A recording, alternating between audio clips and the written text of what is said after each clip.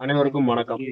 நம்ம தமிழ்நாடு அரசூழியர் சங்கத்தின் மாநில மையத்தின் அறைகோலுக்கு இணங்க பெரம்பலூர் ஆட்சியருக்கு எதிராக அவரின் நடவடிக்கைக்கு எதிராக நடக்கக்கூடிய இந்த கண்டன ஆர்ப்பாட்டத்தில் கலந்து கொண்டுள்ள அனைத்து தோழர்களுக்கும் முதற்கண் ஈரம் செறிந்த போராட்டங்களை வாழ்த்துக்களை தெரிவிக்கிறேன்.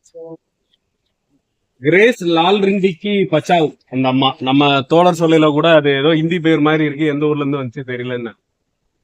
அந்த அம்மா பிறந்தது மிசோரம்ல ஒரு பழங்குடியினத்துல பிறந்த அந்த அம்மா வளர்ந்தது அங்க. அதுக்கப்புறமா அப்பா அம்மாவுக்கு டிரான்ஸ்பர் கிடைச்சிட்டுங்கிறதுனால கோவாவுக்கு வந்து கோவால பள்ளி படிப்பு, பெங்களூர்ல அவங்களோட மேல் படிப்பு படிச்சுட்டு அதுக்கப்புறமா ஐஏஎஸ் எக்ஸாம் எழுதி பாஸ் ஆகி வந்திருக்கு.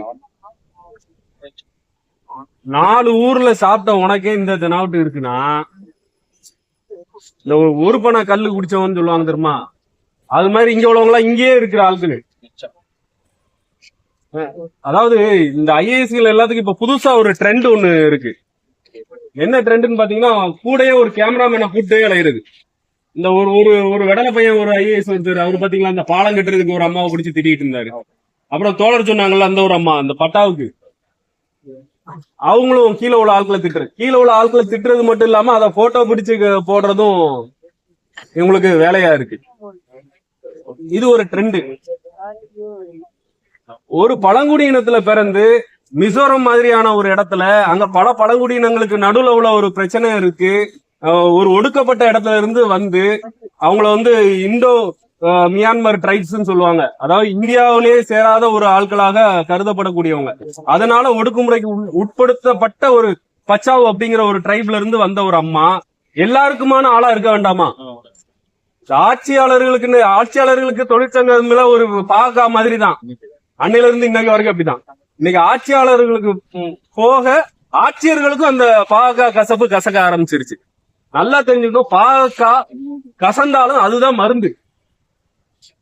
இந்த மருந்தின் மூலமா கிடைக்கப்பட்டதுதான் இன்னைக்கு நம்ம பெற்றுக்கொண்டு இருக்கிற அனைத்து உரிமைகளும்.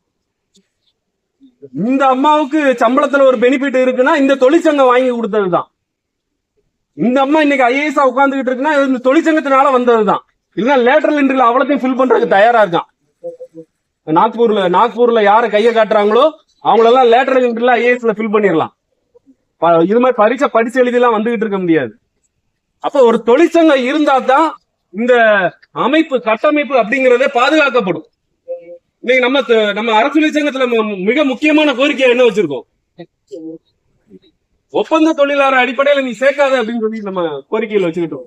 ஏன் வச்சிருக்கோம்? ஒப்பந்த தொழிலாளர் அடிப்படை